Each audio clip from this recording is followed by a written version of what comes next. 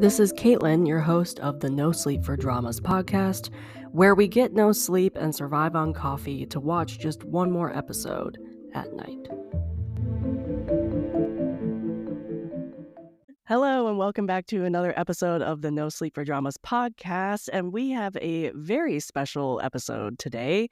I am starting to introduce my rotation of hosts that I will have on this podcast, and the drama trio, of course, is going to be the first interview of this series. The purpose of this series is basically I'm going to introduce all my hosts that I plan to bring on the podcast for various episodes, get to know them a little better, introduce you to them if you don't listen to their own podcast, because all of them are podcasters, and then we just have a fun little conversation, a little Q&A that I've made up all by myself. I have not asked about these questions at all. And of course, the drama trio is going to be the first one because, we do a lot of episodes together, basically. Why don't you guys introduce yourself in case people don't know who you are, which I'm assuming people do know who you are. But either way.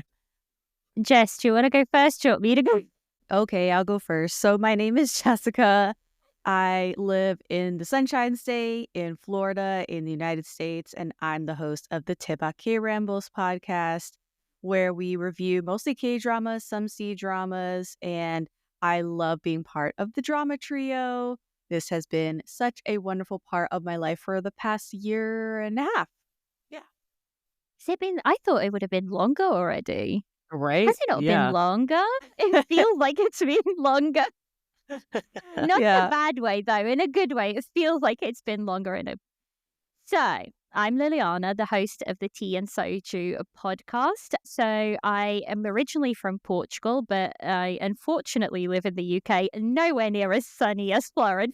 And so Tea and Soju is primarily a Chinese drama podcast, but we also do other things like K-dramas and Japanese dramas. And we talk about other Asian dramas, but the focus is Chinese dramas. And yeah, we have a lot of drama trio episodes up on there. It's a lot of fun. And Liliana was actually why the drama trio started. So and now we just kind of spread out. It was her idea. Spread out everywhere. We do spread out. Well, if we want to pinpoint it, it was Jess who kind of like not suggested it, but implanted the idea in me. And then I was like, let's do this. True.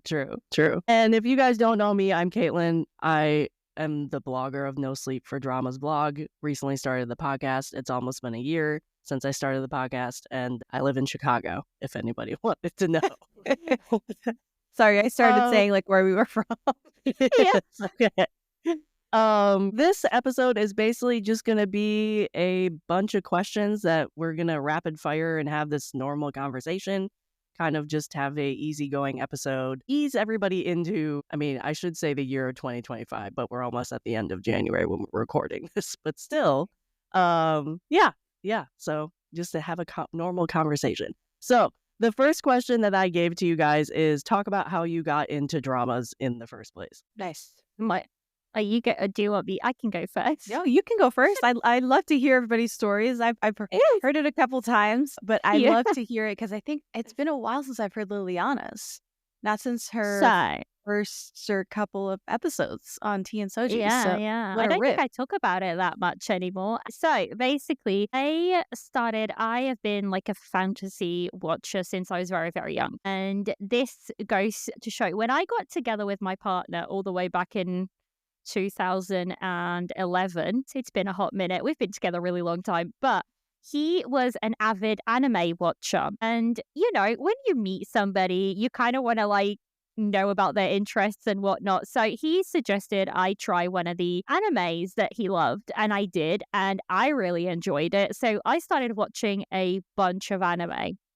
And then that led me to one day I was mindlessly scrolling through Netflix. And by that point, American shows just were not hitting for me. So I was ready to start something else. And here pops up Ashes of Love on Netflix. And it was Christmas break. I don't work, the place that I work for shuts from before Christmas until New Year's, the 2nd of January normally. So I usually have a week, 2 weeks off for work.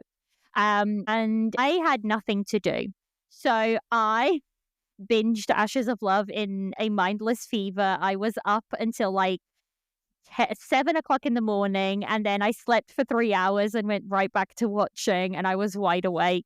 And then I really liked that one. So then it suggested something else, which in hindsight is one of the worst Chinese dramas, but here we are. At the time, I was fascinated. So then it suggested Love 020 to me.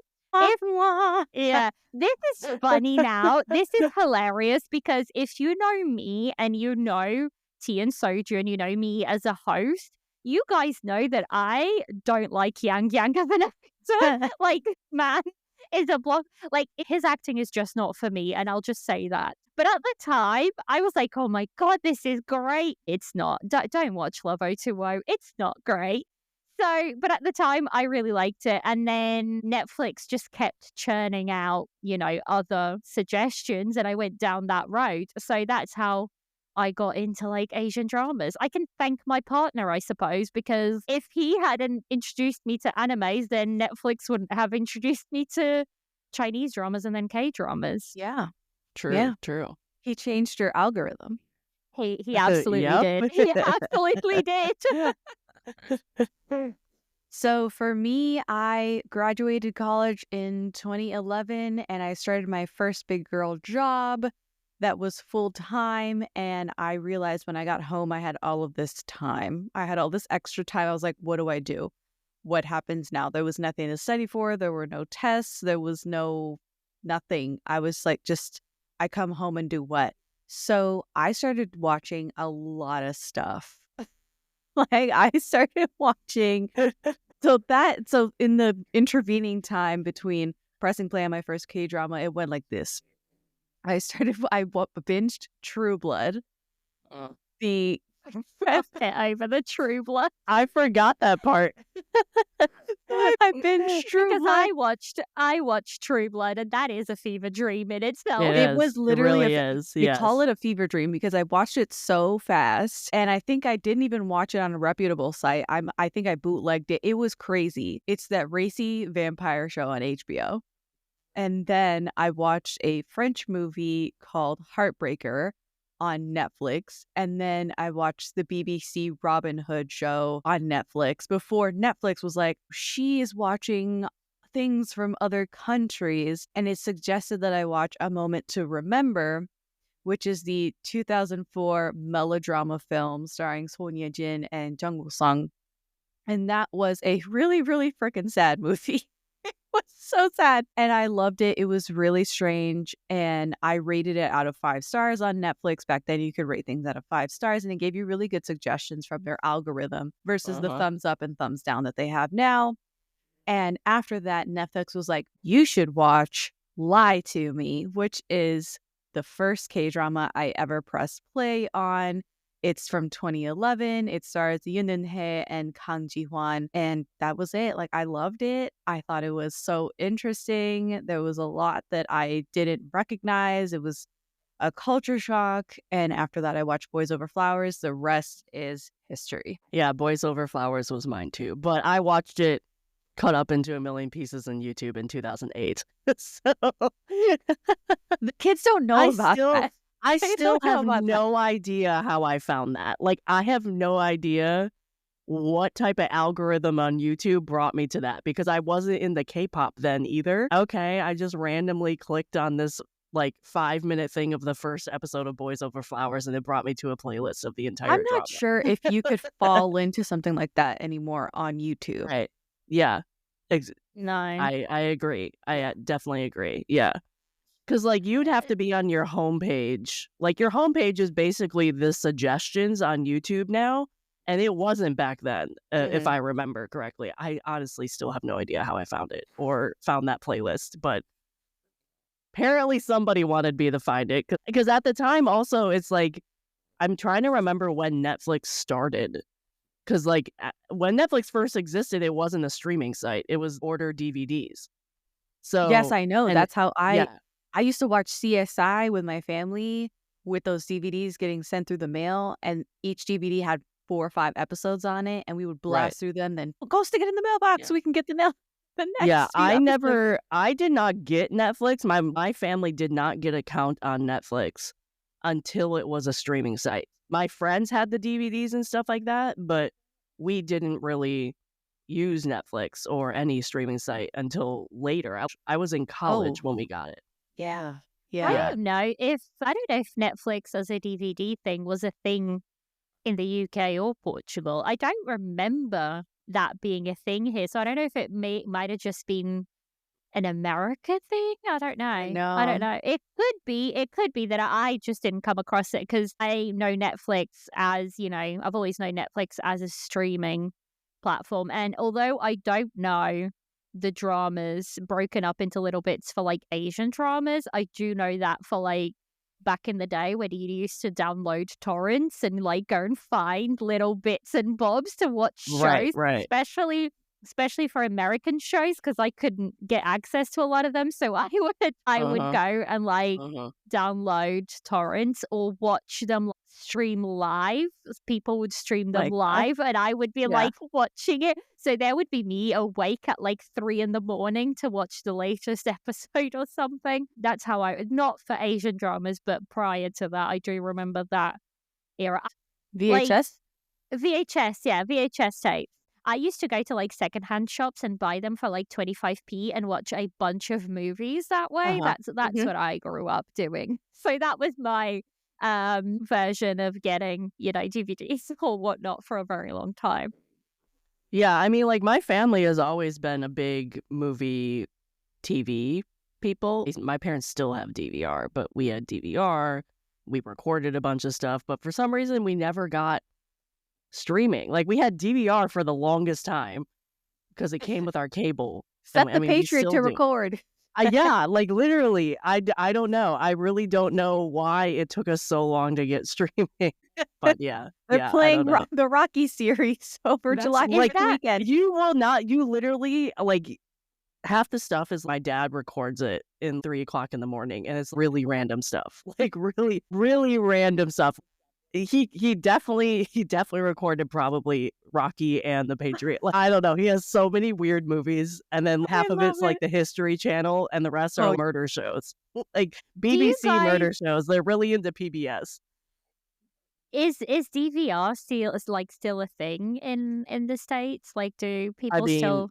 If you have parents cable, still use it. If you have cable, it comes with your cable. Yeah. Like it's a thing that cable gives you. Do you have to like program it to record? Yes. Oh yeah. I mean, you can predate it. You can go a week in advance and hit record. But also, at least with the cable my parents have, they also have on-demand stuff. So if they miss something, unless it's like a football game, they can go find it on demand. They don't really need to use DVR. No. But no, see, my parents still use it. I don't know about the UK because I've never really had cable over here. But back home in Portugal, pretty much every single cable service that you can buy, a lot of people do still use cable over there, mainly because they do packages and you have like your phone and everything included. A lot of people do cable and you don't really have any free channels there anymore. I think you have like 2 that are free. Everything else really isn't. A lot of people have cable, but that to say, I don't really think we did have DVR, but I don't think we've used it in a very long time. That's just not something that's used because what they do is basically it will record 7 days worth of every single channel, every single day, every program. And then you can just go back in time, like up to 7 days on any channel and rewatch anything. So that's like how it works down there. You don't necessarily need to record anything because you can just like go back and press play on it. So my cable could be doing that. My parents wouldn't know it's doing that though. like my parents would not even think to like investigate and figure that out. Maybe it's doing that. I don't know. I'm not sure like why you would want to do it though and have every single thing on every single channel. Because it isn't. I fail to see the purpose of. The thing is, going back to see what every program was a week ago. I don't know. It's not backed up. It's not like backed up to like your TV box. It's backed up to like their cloud. So it doesn't occupy any space for you or anything. And I It's think a more lot of like I people, forgot to record it, so let me just go back. yeah, It's like yeah, convenience yeah, type yeah. of thing. Yeah, I think it's more a convenience thing more than anything. Okay, let's move on to the next question. Kind of the same thing. How and or why did you get into podcasting or social media about dramas? Are you Can I going go first? Am first, I going Liliana? first? Oh, you want me to go Yeah, I first? can go. No, I can go first. I can go Okay. first. Mine started because a couple of years ago, I was already watching Asian dramas, but I don't really have anybody to talk to about them. And I was on good old Twitter at the time. And a lot of people, like, you can talk about dramas on Twitter, but it's so easy to get spoiled because there's like no way not to unless you hide the tag and whatnot. And I never really liked that. So my partner, again, all these ideas come from my partner. I'm starting to see a pattern here. But he said, oh, you could probably just start a Discord. You can hide things on Discord and whatnot. I started a Discord, and at the time that was called Asian Drama Watchers, and it is still open, but it's only like open to a very few people that still have it. I don't really share the link for that one anymore. That was where it started. And then in that Discord server, we quickly realized that there was always lots of podcasts that were aimed at Korean dramas, and they would possibly talk about Chinese dramas here and there, but there wasn't like a Chinese drama dedicated podcast. There might have been one or two, but there wasn't just that many that talked about a wider, you know, but a wider set of dramas. I think there was one at the time where they reviewed one single drama at a time, and they do it like they review 2 episodes, and then that's an episode for them, and then the next episode they review the next 2 episodes. So they do it that way. Anyways, somebody in that Discord server said to me, why don't you start one? And I was like, I don't really want to. I don't think it'll be that good. And they said, well, we'll listen to it. Like, the people here will listen to it. So at least you'll have that. And I was like, well, actually, how bad can that be? Seriously, how bad can that be? So I was toying around with the idea. And then it actually came, and I was like, oh, I'm just going to record the first episode. And then funnily enough, my logo was designed by somebody on that Discord server. My name was played around by many people on that Discord server. And everybody kind of like threw ideas out until somebody said, oh, what about Tea and Soju? If you like Tea and Soju, you can thank the people of that Discord server, because a lot of it was built from that and the conversations I would have with those people. So then one episode turned into 2, and 2 episodes turned into 3. And that's just kind of how it sort of went. And then social media, I think, was just like a natural part of with the podcast, I suppose, because you want to share the podcast with people. And I think social media is one of the easiest ways to do that. I think I started actually for Tea and Soju. If you look very, very back at the beginning of the Tea and Soju page, it was not Tea and Soju. On Instagram, it was not Tea and Soju, because I would write little reviews for dramas that I watched. The very first posts on Tea and Soju are those reviews. And then I walked away from that, and I was like, I've already got a little following, so I'm just going to revamp the page and make it a Tea and Soju page, as opposed to, I think I had it called as Asian Drama Lils, which was my handle on Instagram, not on Instagram, on Twitter. So I changed it to Tea and Soju, and then I grew Tea and Soju from there. But yeah, a lot of it came from just the fact that I wanted to share more about Chinese dramas, and I wanted to learn more. And what better way than to have to talk about it? Because if you want to talk about it, you have to learn about it. So yeah, that's how Tea and Soju got started. Love it. So for me, I don't want to say it's a long story, but I had been a podcaster since 2018, just not for K-dramas. I love movies, and I co-hosted the movie podcast Always the Critic with my good friend Rico, which that's also like I just fell into that. That wasn't a whole conversation that happened that was, oh yeah, now I'm a podcaster. There was a movie subscription service called Movie Pass back in the day where you paid $10 a month, and it allowed you to see as many movies as you possibly could in theaters. And Rico and I and some friends had this magical movie pass, and we were seeing movies like crazy. We were like running to the bank. And Rico started his own podcast called the I Have a Movie Pass podcast. And he stopped laughing, Caitlin. It was a good name. I was not expecting that name. It was a good name. Yeah, I was not expecting the name, but it was a good name. So he did a couple episodes reviewing movies on his own.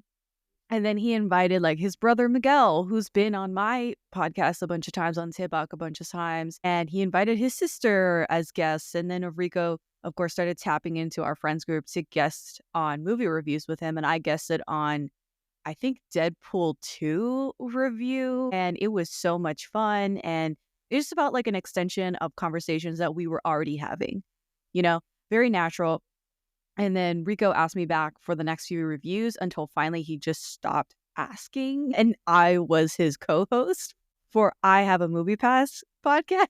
And when Movie Pass crashed and burned, because that's just not a sustainable business strategy, we renamed the podcast to Always the Critic. So we did that until last year. Our last review was Dune 2. And how does Daebak fit in? I actually started blogging. I was blogging on Daebak since 2017. And that was a direct result of how bad The Bride of Habeck was. Hated that show so much. I needed a place to vent. And I thought, why not just write down my thoughts and set up a blog as sort of a review diary? And if someone reads it, great. If not, then whatever. This is just for me. And I did that for a few years. Come early 2021, I decided to look at the blog numbers for once, because I was just kind of doing this. Like, if I saw a show, I would blog it. Sometimes I would watch a show and not blog about it. It was I didn't have any schedule. I didn't have any rhyme or reason. Sometimes the reviews were short. Sometimes they were long. Sometimes I wrote a think piece, and it was just very disorganized. I looked at the blog numbers, and I was kind of shocked at how many people came to the site to read Daebak K-Rambles. I went to Rico, my podcaster in crime here, and said, look, like, I kind of went and I had crazy eyes. I was like, look, people want to know about the K-dramas and they want to hear about the reviews, and maybe we can try doing just one season of Daebak K-Rambles podcast. What do you think? And he was like, I guess. So that was all I needed. I went crazy creating a logo, setting up the socials, designing posts, and getting immersed in the K-drama community, which I had never done before. I had never really interacted with people in the K-drama community in any sort of meaningful way before that. And I quickly was like, wow, I really love doing this. I love talking to people about what many would consider a guilty pleasure, which is watching television shows not from your own culture in a different language, reading subtitles. And so that has been my journey. That's how I'm here, and still podcasting about K-dramas and Asian dramas in general. Nice. Yeah. Can you believe it's almost 10 years for you? Jeez. No need to put a number on it like that, okay? Hey, I'm coming up on almost 20 years of watching Asian dramas because they started in 2008. Okay, next question. What was your first K-drama, C-drama, and J-drama, or whatever, Thai T-drama, whatever you want to name?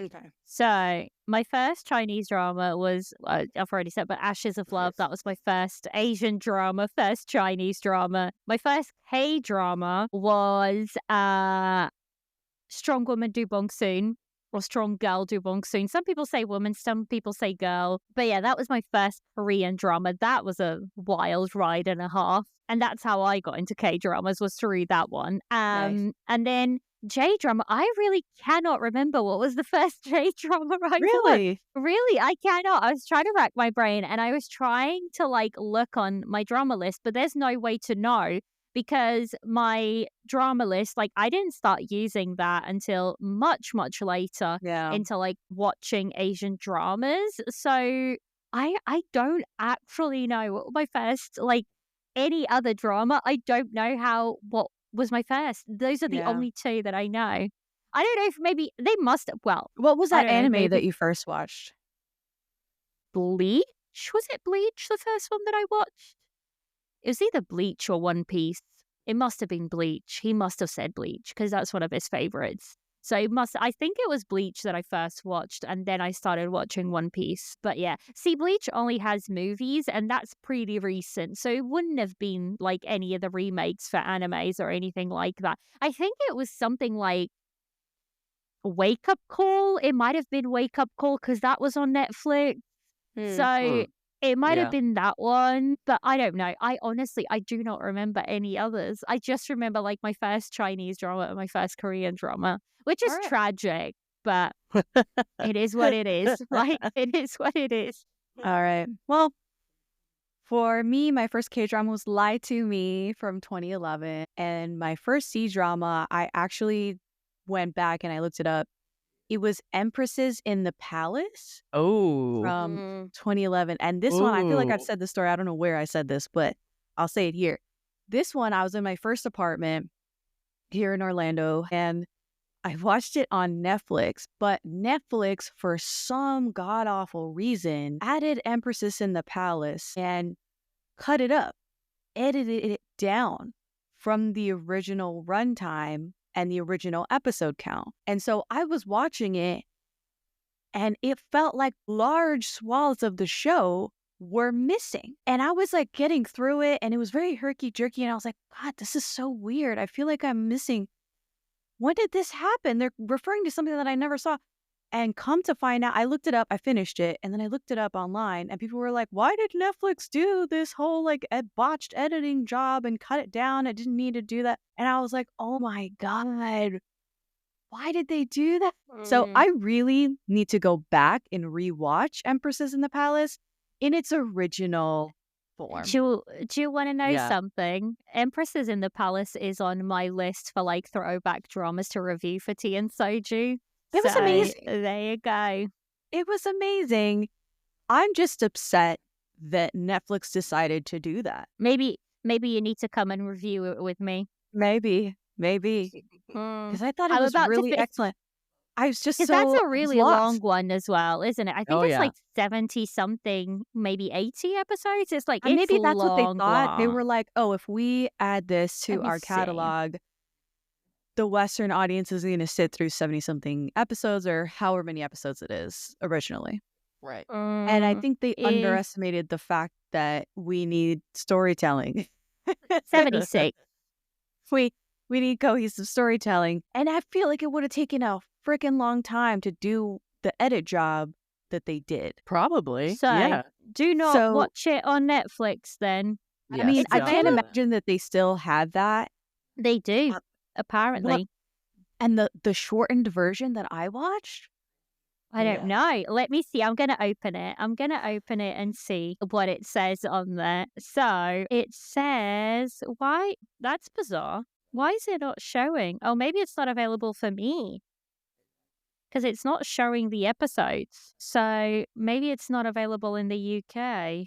Empresses. Yeah, I don't know. It's available on Prime, but not on... Yeah, it's not coming up in America either, so it's probably not there anymore. Yeah. It is on Prime Video, apparently. Prime has a lot of Chinese dramas. They like do. Random Jess Chinese and I were just dramas. talking about this. We were. Yes. Lots. Like, they have a lot of Chinese I need dramas. to use it more, honestly. Yeah. I have so much stuff. Yeah. See, if anybody that's was really... curious, if anybody was curious and they don't want to, I don't know, if you have Prime, you should check out that for the Chinese Definitely. Yeah. Japanese dramas too. They have quite a lot of Japanese dramas on there as well. Yeah. Prime is so underrated. So It speaking of is. Japanese dramas, my first Japanese drama was Hana Yori Dango from 05. Oh, yeah. Nice. Yo. But that's the Boys Over Flowers of Japan, right? Like that's their version. Hana Yori Dango. So yeah. See, in the UK, just a little heads up, in the UK, Empresses in the Palace is only available to us on YouTube because Prime Video apparently is only for US, so it's not available in the UK, which is really annoying because I don't I don't mind YouTube, but the ads get a little bit too much. Yeah, sometimes, There are a lot of ads. So mine, if anybody's curious, was Boys Over Flowers for the Korean drama, which was 2008, and I watched that. My first C-drama was Memory Lost, which was a 3-season Chinese drama that was on Drama Fever, RIP Drama Fever. Stop it. And it Too was early. a wacky crime drama that I still love to this day because it was like really out there, and it's probably not the best Chinese drama ever, but like whatever. Bayou's in it. And then my first Japanese drama was the 2013 version of Itazura Na Kiss with yeah. Oh. Yeah. And I've Is that probably the one watched with that's the one with oh, what's his name? Hold on, let me look. Furukawa Yuri. That's him. That's the lead. And then I never know how to pronounce her name. I always butcher her name. But the lead actress is Yahagi Hanoka. I love Furukawa Yuki from that drama, basically. But yeah, so those are my first 3. Never mind. I was thinking of a different thing. Never mind.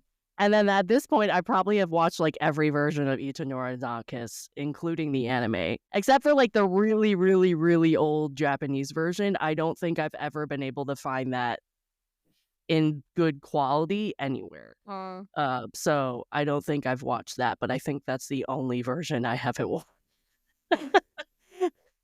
I should do a podcast episode on that and rewatch. You should, because I think I've watched every single one.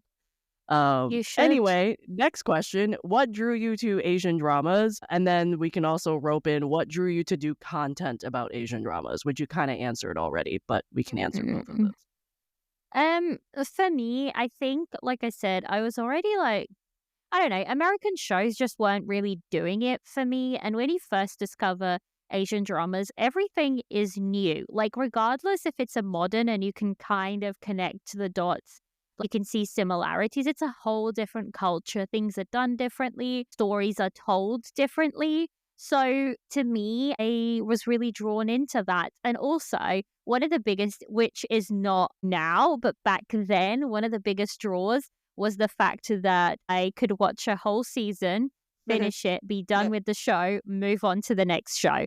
And I was done with the fact that in American shows and, Western shows, I would fall in love with these characters and then they would just cancel the shows. And and you would be left with no resolution for anything because a lot of them would even be canceled in season or whatever, right at the end of the season with huge cliffhangers. And that was, oh my God, that is one of the worst ones ever. I'll get heated on that one because that is one of the worst ones. But yeah, I was sick and tired of that. So I think that's what kind of drew me to Asian dramas mostly was the fact that I watched it. And also the fact that I went in through xianxia, which is high fantasy. And that just spoke to me on a whole new level. I was like, I love this because I've always been a very fantasy, geared person. I really enjoy it. So yeah, I think it was the storytelling, the fact that I could watch one season, be done with it, move on to the next thing. And as in for content creation, like I said, for me, it was very much the thing that I didn't think there was enough Chinese dramas people out there. And I think that's why I wanted to get into it. I thought I had opinions and I thought, why not share them with everybody else? So I think that's how that happened, really. Yeah. So for me, everybody was hot in K-dramas. And no, I'm just kidding. I mean, that was a huge factor. But, the culture, the whole new culture thing was really appealing. It's to watch and learn a whole new culture than your own. Mostly clean content. That was earth-shaking for me to watch mostly clean content. Foul language is rare, violence minimal, love scenes rarely progress past kissing, and even seeing hand holding is noteworthy in a relationship progressing. The OSTs are really catchy, and like you said, Liliana, the format of just single seasons of 16 to 20 episodes and you're out. You're gonna see these people again in some other show. I love that. I so appreciated that. That was the biggest draw for me about K-dramas was it's just one season. and you're done. You're finished. And that's really been diluted in the past few years, which really annoys me. Yeah. It really annoys me because that was the foundation of why I'm even here, because I never liked multi-season formats in the West.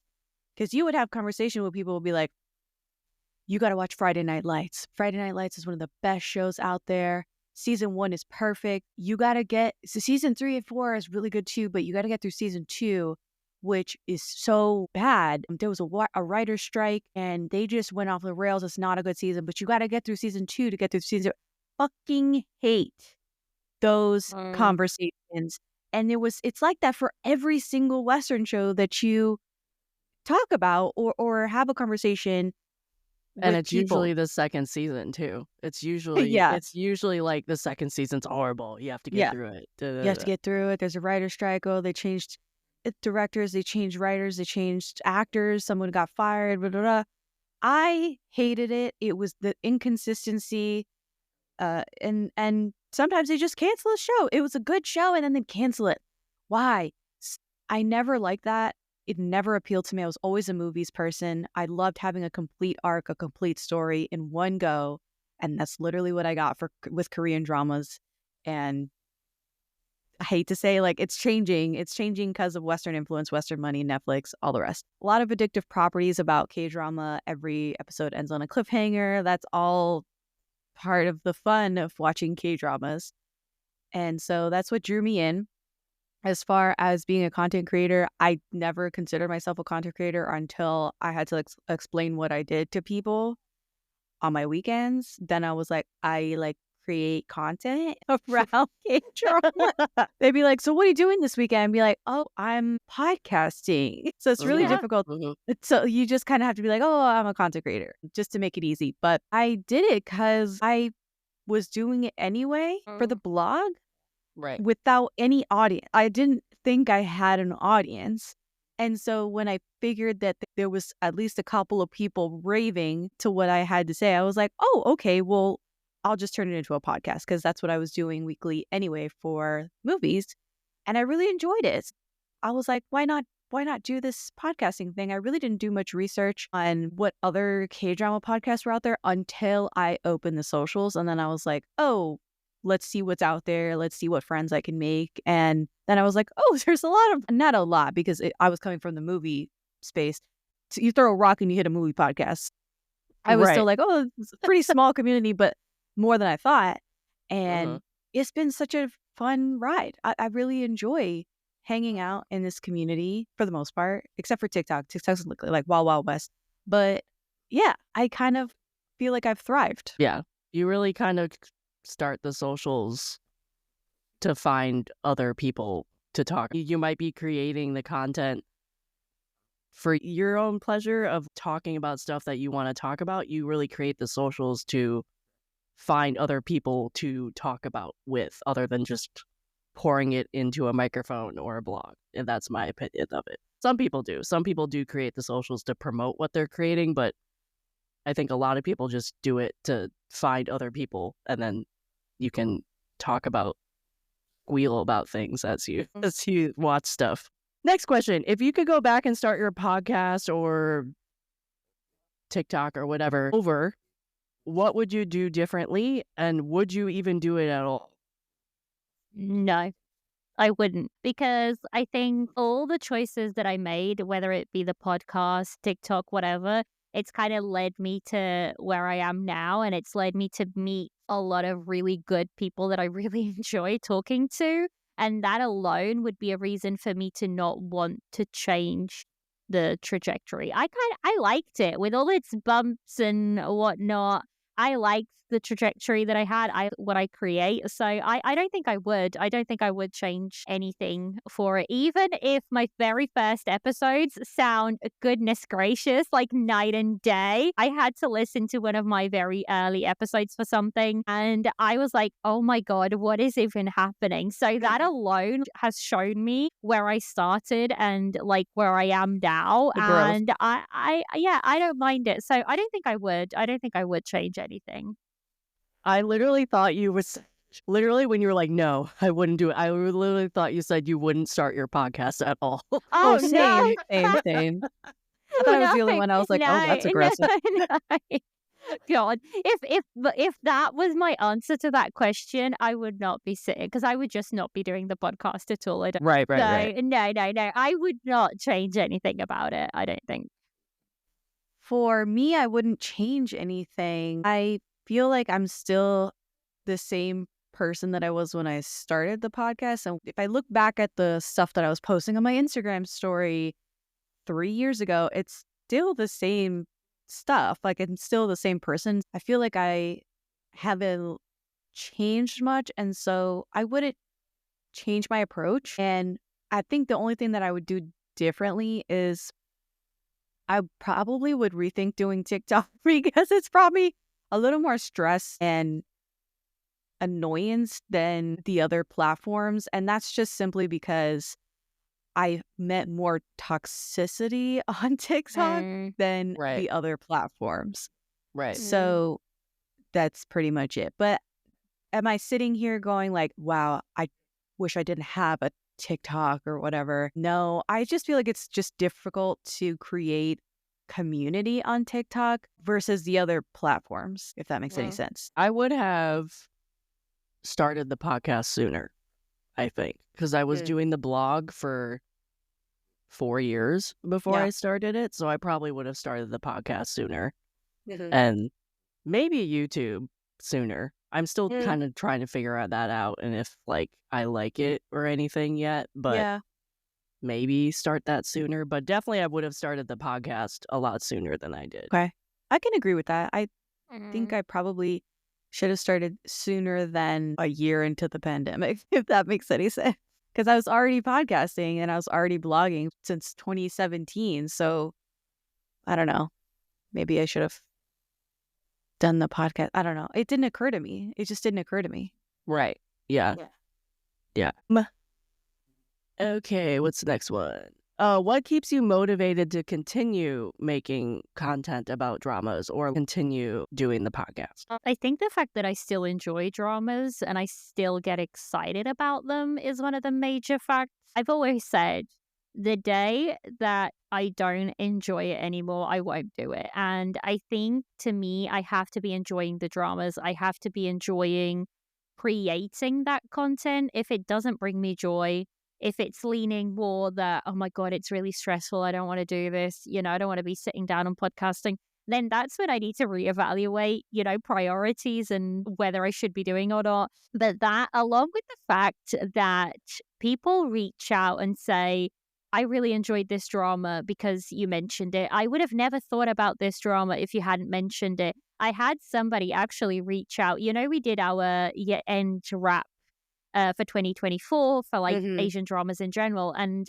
somebody said, oh, I would have not picked up Where the Sea Begins. And, I did. And it's become one of my favorite Japanese dramas. Comments like that, they seem to people, they probably seem like not a lot. But I think to me I don't really want to say, I'm like, Jess, what a good content creator. I don't think I'm that. But, as a podcaster, whatever, as somebody who talks about Asian dramas on the internet, let's put it that way. Literally. Like literally, as somebody who does that, that's one of the biggest compliments. And like, it's one of the, it might sound vain, but it's one of the biggest rushes you can get is somebody saying, I really enjoyed your episode, or I watched this because you mentioned it, or, stuff like that. So I think the community that I've built around Tea and Soju has been one of the best things to come out of the podcast. And I still enjoy creating because of that community and because I still enjoy the dramas. I do it because I have fun.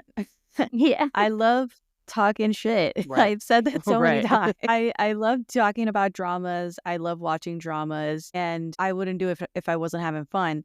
And then second to that, just like Liliana said, I enjoy getting feedback on episodes. I love getting feedback on the podcast. And it takes 2 seconds to write a comment, but it really makes my whole day. If you just sit there and say, oh man, I watched this drama because of you, or I listened to this episode on my way to work and it really made me laugh. Like that's, it takes literally 2 seconds to continue the podcast because that's all I need. The validation that I need is so minimal. And those two reasons are the impetus, the motivation for me to continue making content. Right. It's like you started this stuff, whatever, blog, TikTok page, whatever, because you don't have anybody in your personal life to talk about this stuff.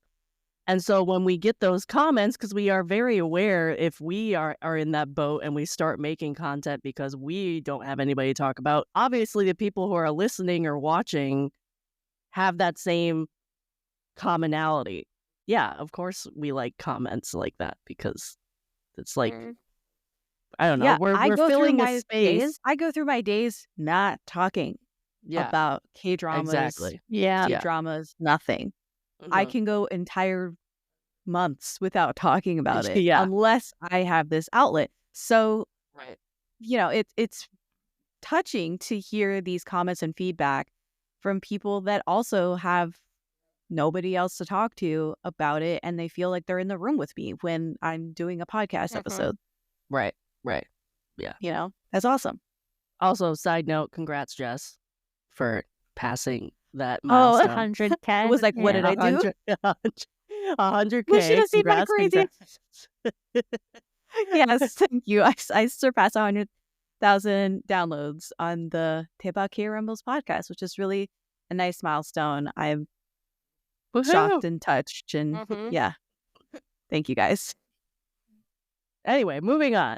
Again, we're gonna do multiple questions at once because it's like the same topic. Do you watch Western shows? Why or why not? Or yes or no? You kind of already answered that. What do you think Western shows could learn from Asian dramas? And is there anything Asian dramas could learn from Western shows? For me, I very, very rarely watch a Western show. I think the last one I watched was Maxton Hall last year. Oh, yeah. That was literally the last one. And I will probably watch... No, I lied. That was not the last one I watched. I watched the Cormoran Strike series on BBC. That was like the last one I watched. I don't tend to watch Western shows. First of all, Chinese dramas alone keep me very, very busy. And not even adding to that, the fact that I also want to check out some Korean dramas and like everything else. I just don't have the time, and there's not really any real grab for me to go and check them out anyways. And even if I were to say I want to watch something outside of Asian dramas, personally, I would probably go for like a Portuguese show rather than a Western one, just because I enjoy those a little bit better. But apart from that, I don't really watch them. Now, anything Western shows could learn from Asian dramas, do one season or do 2 seasons, plan it out, do that way. Like for me, if their seasons could be worked a little bit better, then I would be happy. Not in the case of something like CSI or NCIS or anything like that, because those could just go procedural, on. Yeah. Those could just go on and on and on. It doesn't really matter. But other shows, it don't just... The amount of shows that just get cancelled, that to me would be one of their biggest things to learn from. For Asian dramas, no, don't learn anything from the West. There's nothing for you there. Leave it alone. We're already seeing far too much Western influence in especially Korean dramas, and I'm like, I don't like it here. The thing is, if I was enjoying Western shows, then I probably would say, maybe quality. Western shows quality are honestly, for the most part, better. I don't know, but just maybe because they have more money. I don't know. They invest more. But apart from that, I don't think so. I kind of like Asian dramas how they are. I would prefer Korean dramas to not be so influenced by the West, in fact. But that's just like my 2 cents on it. So for me, do I watch Western shows? Yes. I don't watch that many, though. I feel like I'm not really watching as many as I could. Same. I watch a lot of movies. I watch a smattering of Western shows, and it's mostly to watch something with my sister. I live with my younger sister, and we tend to like to watch something weekly, like appointment television, something that we can watch on Sunday night, Thursday night, something like that. Otherwise, like we don't tend to make time to watch each other's shit, if that makes any sense. Yeah. So, we've watched Bridgerton together. We've watched Dune Prophecy together. We've watched House of the Dragon together. It's usually high fantasy, prestige television. That's what I'm finding. We've watched the Percy Jackson Disney Plus show together. We tried to watch the Avatar Last Airbender live action. It sucked. We couldn't get put through it. And we tend to watch a lot of fantasy stuff. And we've been watching What We Do in the Shadows on and off for the past year, which is hysterical. It's a vampire comedy show. There's no other way to describe it. It's so funny. Why or why not do I watch it? I think it's nice to have some perspective after so many years of watching just Asian dramas and I refuse to watch anything else. I think it's nice to kind of balance it out and see what's out there and not be so focused on Asian dramas. We live in a global society, I feel. And sometimes you can recognize when things are influenced by each other and when things are licensed from each other. Like The Good Doctor in the United States, that show was licensed from a K-drama or vice versa. And I think it's important to just kind of keep some perspective. And that's how you know when something is good television or not.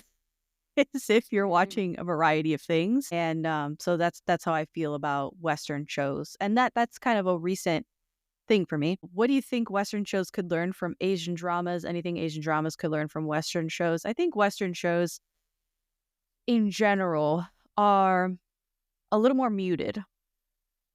They're not as the characters, especially male characters, are not as in touch with their emotions, and that's a plus. That's a positive for Asian dramas. You see a lot of like crying from the male leads and things like that. They're very much more in touch with their emotions, and that's not something that people are a lot more repressed, I feel, in Western shows. Not that people aren't repressed in Asian dramas. I feel that's becoming more and more common as you get influence from the West. But this kind of openness and honestness with the characters in Asian dramas is something that I think Western shows could learn.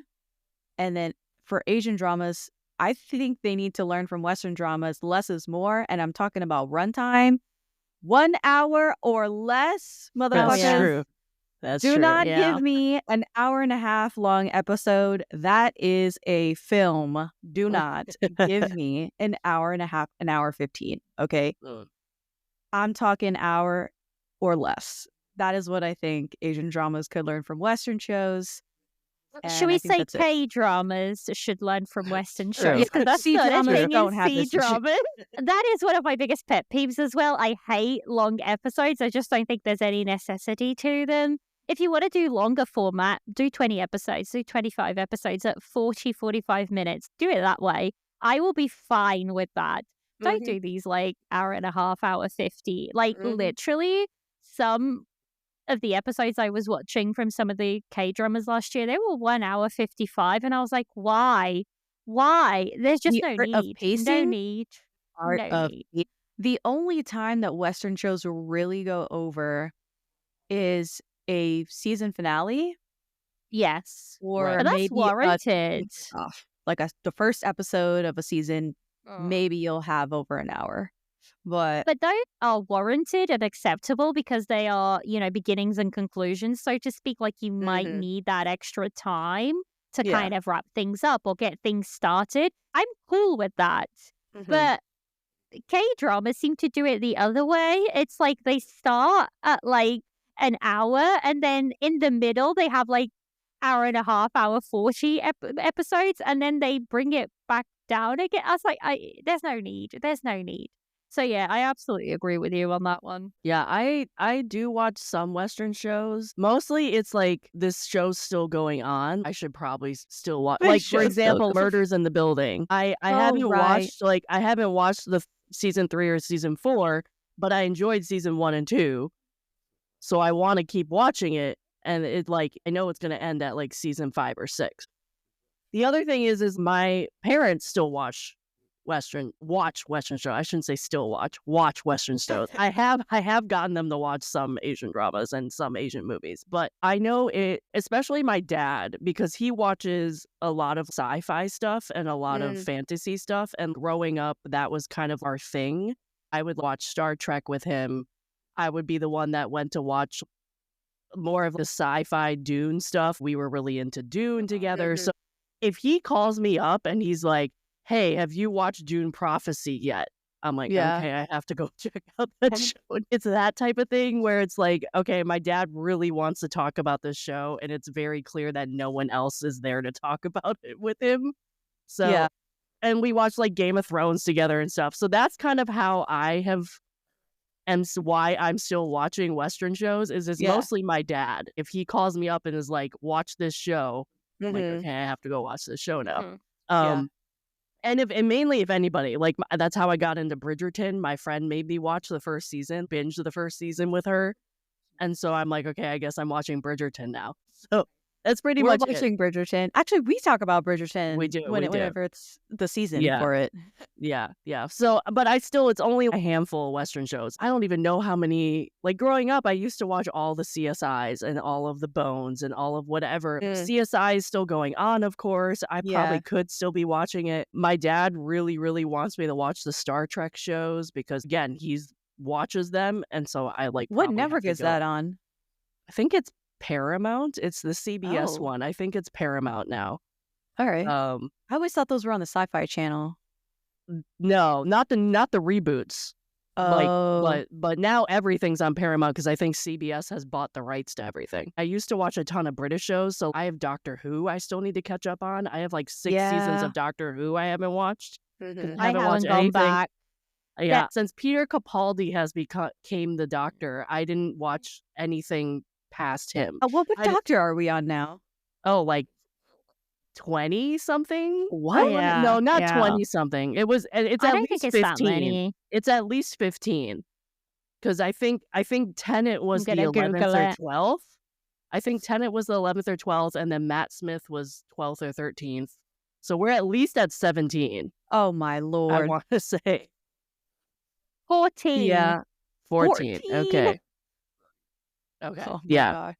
So, yeah, I've watched every single Doctor Who episode up till the Capaldi seasons, and then I didn't watch anything beyond that. And there's a bunch of stuff where people, especially mystery stuff, where like I really want to watch that show because I love crime stuff, but I just never, if it's like, there's this one with Kate, I think it was Kate Winslet, and it was like a mini series. It's like 6 episodes or something, or 8 episodes. What was that one called?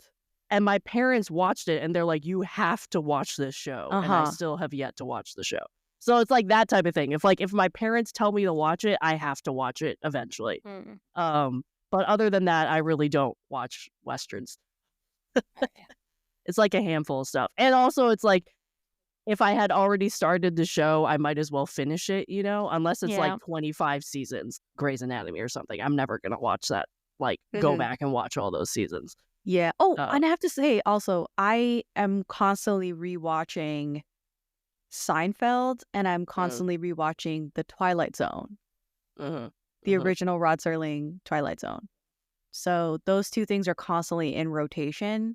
They're comfort shows for me, and I just love them. They're written impeccably. So one's super funny, and the other one's really thought-provoking and interesting. So a lot of stuff that plots and storylines that you see today, I'm like, that's a Twilight Zone episode. And I always love going back to that well. It seems like there's so much of today that was predicted or what came from that show. Yeah. And I think that's so cool. I still don't. I'm not a big rewatcher when it comes to Asian dramas. I also am not a rewatcher when it comes to American shows. Like, oh, really? Those are the only 2 shows. I don't have, I don't have comfort shows. I don't. I don't rewatch. Yeah. Do you want to know a fun fact? I don't rewatch, but when it comes to book series, there's certain book series that I've read once listen to the audiobooks and listen to Oh. the audiobooks like at least once a year. Like there's a couple of series that I go back to every single year and I will re-listen to all of the audiobooks again. So like I don't have shows that I rewatch, but books I will gladly, especially if it's in audio format. Sometimes I'm just in the complete funk of it all when it comes to like stuff that I want to listen to, and I will just turn to my favorite book series and I'll do that. So it's really funny because, like I said, shows I won't rewatch them. Maybe because I need to actually sit down and like pay attention, so to speak. Whereas an audiobook is different. I'm working and I'm like doing something else, I suppose, while I'm listening to audiobooks. But yeah, I don't really rewatch either. I think Unless the it's for a only podcast show, episode. the only Western show I think I've rewatched multiple times is the Colin Firth version of Pride and Prejudice. Oh my God. Oh, I I do just like watched that. Well, I think I rewatched probably it. rewatched that like once every 2 years at least. My sister had never seen it before. And so I rewatched it and she watched it for the first time a few weeks ago. Yeah. And she was like, I get it now. Like, I get the Colin Firth. She didn't like the pacing and like the production of it and everything, but she totally understood Colin Firth is the best Darcy. Yeah. Same with like the movie Sense and Sensibility with Alan Rickman. I think I've rewatched that. But like mostly with the Jane Austen stuff, I've rewatched that multiple times growing up, and also probably have seen like every version of it you could possibly think of. Yeah. But yeah, I definitely rewatch the Colin Firth at least once a year, if not once every 2 years or something like that. But that's pretty much it. Yeah. Okay, moving on. What are you currently watching? Too Watching many and things. loving or whatever? Far too many things. I'm on the last 6 episodes of The Story of Ming Lan, which to me is just like mind-blowing. I'm almost done with it. I'm so close. Congrats. So Wow. I am going to be done with that very, very soon. Well, I had to. I'm reviewing it very, very soon. So I was like, I had to put myself into gear. I messaged the guest that I'm going to be doing it with. I was like, we need to put a date down because that's the only way I'm going to like make, because otherwise I'm just like, I've got time. And I'll keep getting distracted by shinier new toys, so to speak. As for others, I'm watching a Flourished Peony, which is a Chinese historical drama. It stars Yang Zi and Li Xian. So it's the couple from Go Go Squid 1, and they're back together again. And she plays a character who is a merchant's daughter, and she is married into a noble family, and they basically don't treat her very well. And she's very smart. She's very content to just be left alone, but stuff happens and she basically fakes her own death, moves away to the capital to like open up her own flower shop. So it's her struggles. And she meets the male lead, who is like very high up in the court of politics, but he seems to be this very laid back, doesn't really care kind of person in terms of he's always at brothels and that type of situation. So yeah, it's their journey. I'm really, really enjoying it. The attention to detail in this drama is impeccable. Like, it's a Tang dynasty and you can see it. Like, they've literally took paintings from that dynasty and put them into reality. Ooh. So it is stunningly done. This is one of the best Yang Zi roles she's ever done to date. And I've watched a few of her stuff, but this is really, really good on her part. There's politics, beautiful flowers. So I really like that one. I'm about to finish Moonlight Mystique with Bai Lu and Ao Ru Peng. Now, I will say this drama is stunning. It's so beautiful. It's stunning. The OST is killer. Bai Lu, my God, her acting in this, specifically, there's one scene where she has to play 2 characters, and it is, you can see, it's some of her best acting in that scene. So all of that is really good. There's something missing from it. Like, I don't know what it is.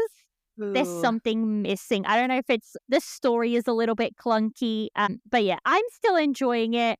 The second half is better than the first half, I would say, because the second half is so much angst. There is so much angst in the second half that it's a little bit crazy. Like the first half, everything just kind of seems to be going their way. And then the second half, everything changes. I'm going to finish that one because they released an express pack. And because I have premium I have premium on IG, which means I get access to the express packs without paying anything extra. So, because I wouldn't necessarily be paying for the express pack, but I already have access to it. So I'll be finishing that one. Drifting Away. My God, this drama. I cannot watch it. I can't binge it. It is a crime show. I need to watch this one.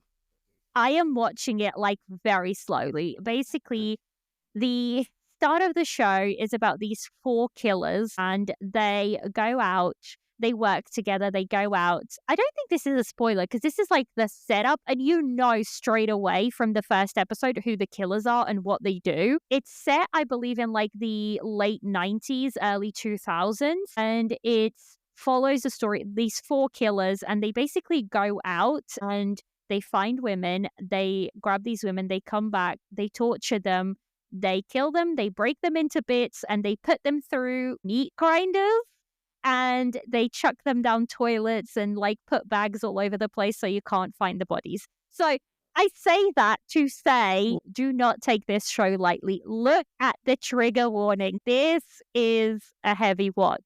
Stars Zhao Jinmai from Reset and from Amidst a Storm of Love. Her character is basically going to get entangled in the story. So I am mind-boggling. Again, I cannot binge this. I feel like it's, for me personally, Very it's heavy. too heavy to binge. I have to like watch it slowly. But this is Light On series, and it's like Light On series throwback to when The Bad Kids and The Long Night and all of that, when Light On series was really, really good. So I'm really enjoying it. But like I said, it's not going to be for everybody because it's a pretty heavy show. I'm watching some other things, but for K-dramas, Love Scout, I love it. I love Love Scout. And Motel California, I'm still undecided on whether I want to like keep watching it or not. I've watched 3 episodes so far, and I'm going to be watching episode 4 and see like where I land. That's the one with, oh my goodness, Lee Se-young and Na In-woo. And yeah, I think it's because it's a love triangle and it's a lot of miscommunication, and those are tropes that I don't tend to enjoy that much. I'm watching more stuff, but I'll leave it there. Like that. Oh, wow. Jeez. So for me, I am not watching that much. Caitlin's laughing. I guess you could say I'm watching the story of Pearl Girl, which is a C-drama from last year.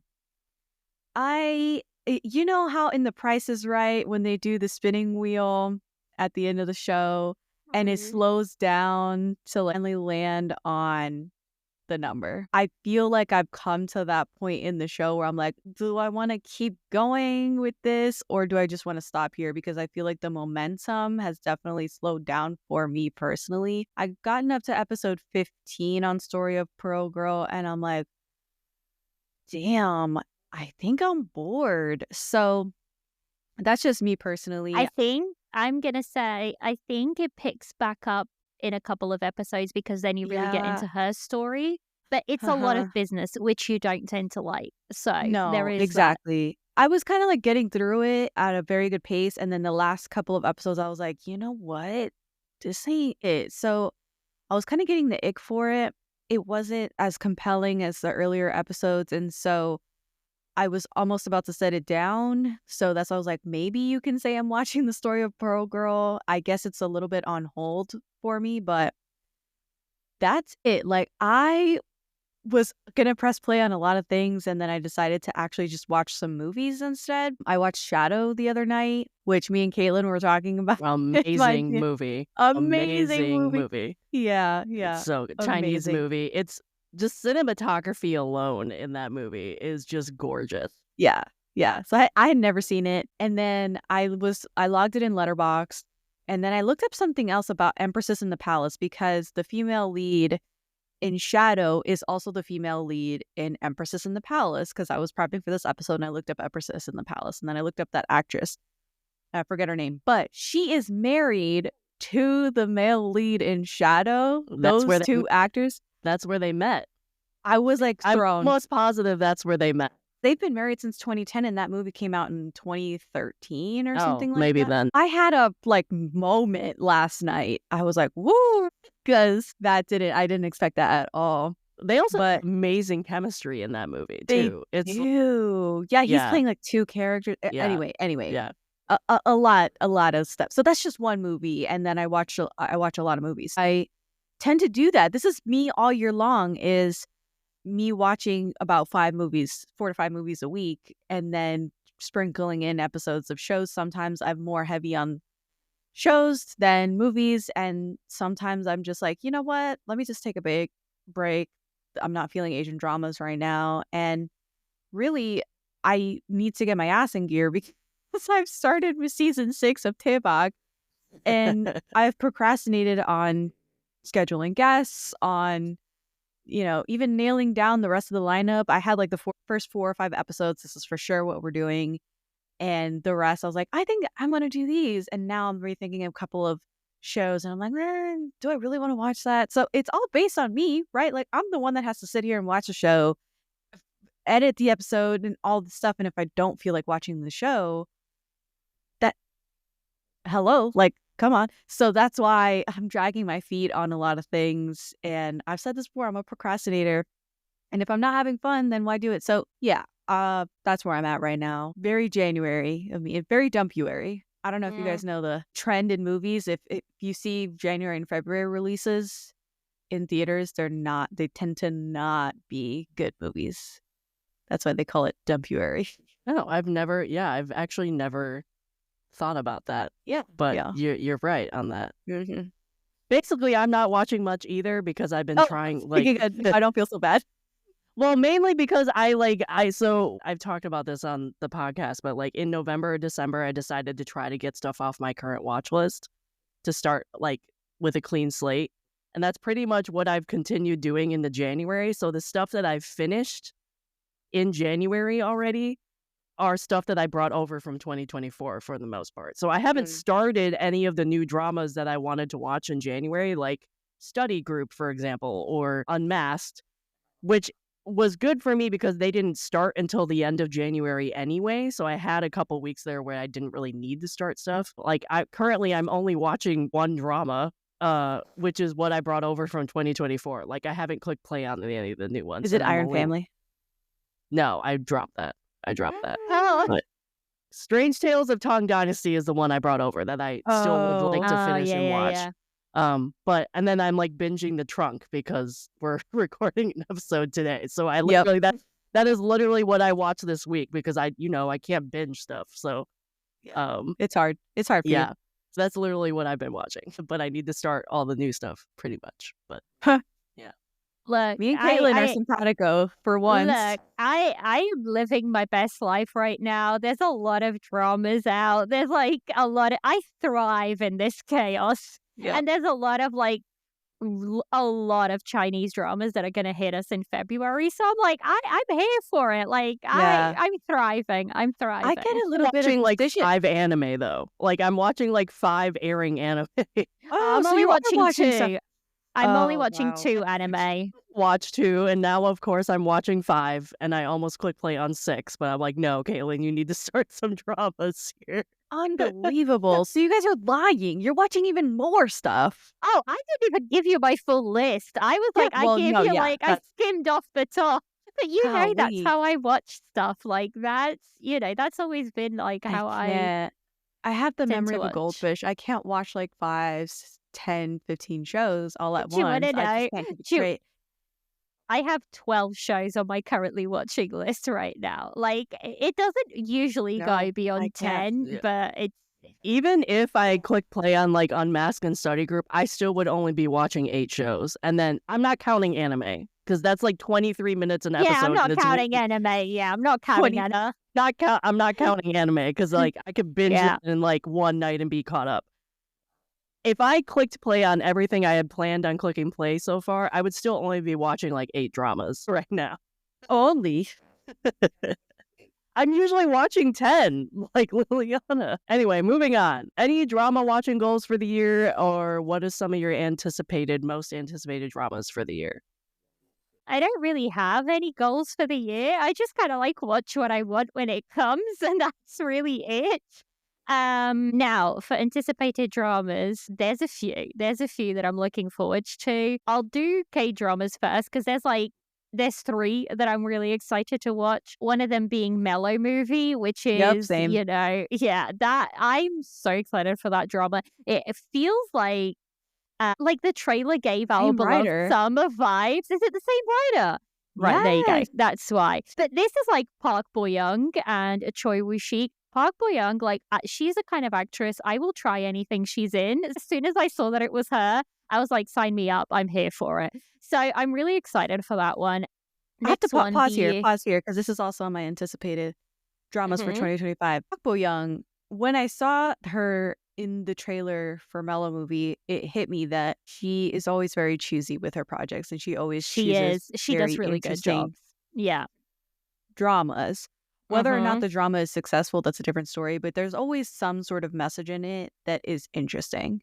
Yeah. I finished up, I can't remember if it was December, actually it was like 2 weeks ago. I finished up The Light Shop with her, and it was really good. And it did have a message, and it was the type of show that is very different to what is out there. And again, I just think it's a Disney show, and I feel like Disney does not market their shows like it should.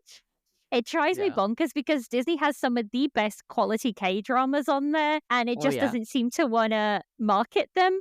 So I really enjoyed The Light Shop. It was dark at times. It dealt with very specific things, and like I said, she's just an actress that I really enjoy, and I think she, especially in the last couple of years, she has been, like you said, very choosy with her projects, and she has become very selective on what she actually works on, and they tend to have deeper meanings to the drama. So I'm excited about it. I think I hope it's going to be good. The next one that I'm quite excited for is When Life Gives You Tangerines, which is like the IU and Park Bo-gum show. Yeah, I am like, sign me up. It's been so long since I've seen these two on screen that I didn't even need to know anything else about the show, except that these two are starring in it. Interesting pairing. It is. It's a pairing that I didn't necessarily think, to put together, but I think they could work really well. I'm excited about that one. Yeah. I'm excited about that one. And then the last K-drama that I think that is on my list for me to look out for is 12. So I passed on this drama. First of all, it's fantasy. Second of all, it's only 8 episodes. That in itself is already, two things in their score, in their favor. But then the cast for this, Park Hyung-sik, So Eun-guk, Ma Dong-suk, just those three alone, it's like Ma Dong-suk, he doesn't do K-dramas not often that often. In K-dramas. Yeah, exactly. So I was like, surely there must be something there for him to want to be a part of it. So that's for K-dramas, what I'm really keeping an eye out for. For Chinese dramas, there's so many. And there's so many that have gotten their passing, their passing censorship certificate, whatever. So the first one that I'm really, really excited for is Lament of the River Immortal. This is going to be that sounds good. Well, it's a Bailu drama, so I was always going to check it out. It's a Bailu drama. It's Joseph Zhang. The poster for this alone is stunning. She's all in red. He's in a white wig. Need I say more? Forget it. I don't think I need to say anymore. It's Xianxia. It's gonna be angsty. The trailers look very angsty. It looks like it's giving me Till the End of the Moon vibes. So I'm like, sign me up. I'm in. So that's one of the ones that I'm really, really looking forward to. First Frost. Now that one may come out. That one's rumored for February 12th. So it has to come out during a cold season. Yes, and that one has actually passed censorship. It has its distribution license acquired. It could come at any time now. Next one is, this one doesn't even have a English title yet, but it's called Shoilong Yin. And this is going to be a Loyeon Shi drama. And this drama, Is this guys, the white wig one? yes, but it's not full white. It's like Yes, it's got dark like at black. the top. Yeah, dark Mhm. at the top, and then at the bottom it's white with curls in it. Oh my god, the styling for Lo Yun-shi in this is stunning. Like I don't even care what the drama is about. You said Lo Yun-shi, you showed me posters of him looking ridiculously good. And that's enough said for me, really.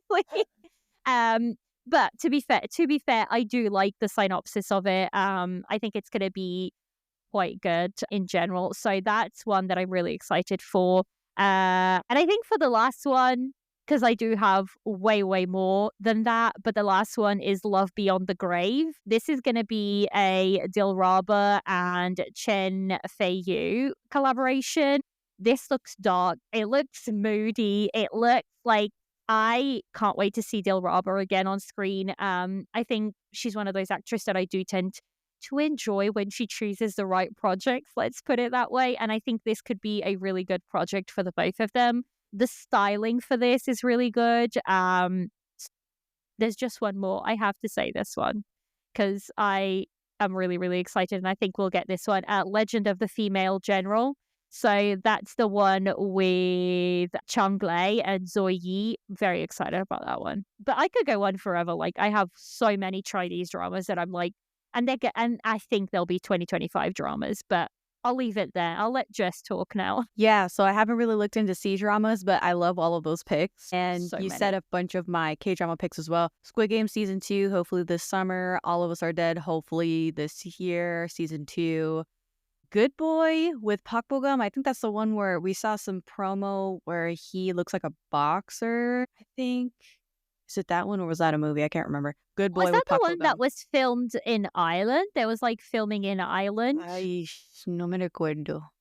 I might not not remember, sure. but Yeah. yeah. But Good Boy also comes out this year. This is a Park Bo-gum year because that's 2 K-dramas with him coming out in 2025. You mentioned When Life Gives You Tangerines. You mentioned 12. You mentioned Mellow Movie. I'm going to add East Palace with Nam Joo-hyuk and Cho Sung-woo. Crazy pairing. I hope it's good. I hope all of these are good. And there's more where that came from, but that's all that I'm going to say right now. Did you say Yeah, East good. Palace? Yeah, East East Palace. Palace. Good Oh. Boy is the Olympic medalist that turned into cops. There you go. So you were right. Yes. Yes.